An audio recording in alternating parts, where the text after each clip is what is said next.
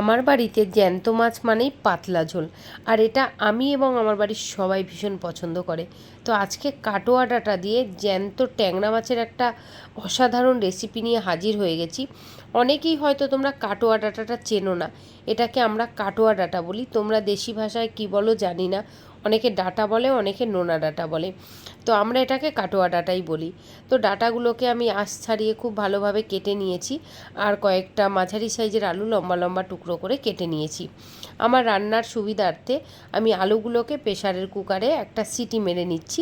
এটা কিন্তু কোনো জল ছাড়া, এটা আমার সুবিধের জন্য। তোমরা চাইলে কিন্তু নাও করতে পারো, এটা কিন্তু ম্যাগনেটারি নয়। দেখো, সিটি মেরে আমি আলুটাকে নামিয়ে নিচ্ছি। এটা কিন্তু হাফ সিদ্ধ হয়ে গেছে। আর এখানে দেখো, কেটে রাখা জ্যান্ত মাছের মধ্যে নুন আর হলুদ মাখিয়ে নিচ্ছি। কড়াইতে দিয়ে দিচ্ছি তেল। কড়াইটা যখন গরম হয়ে যাবে, তেল থেকে ধোঁয়া উঠবে, তখন কিন্তু আমি মাছগুলো দেবো। তাহলে কিন্তু কড়াইতে এক ফোঁটাও লেগে যাবে না।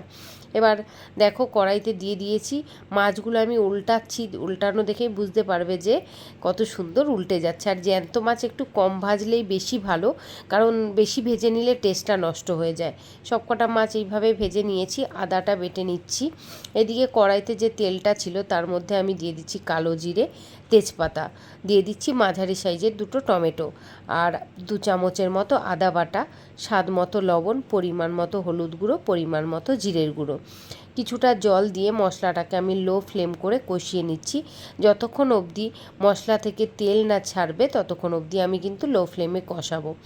অলরেডি দেখো, মশলা থেকে তেল বেরিয়ে গেছে। আমি এবার কেটে রাখা কাটোয়া ডাঁটাগুলো দিয়ে দিচ্ছি।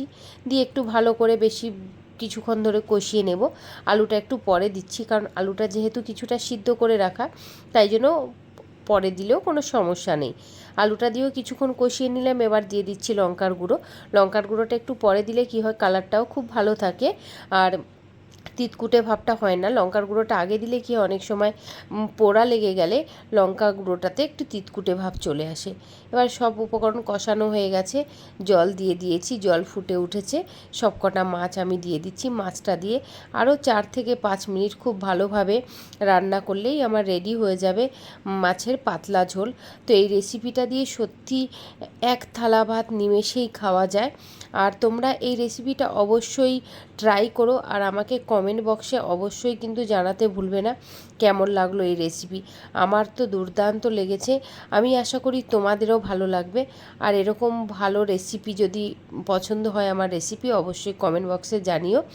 সবাই ভালো থেকো, সুস্থ থেকো।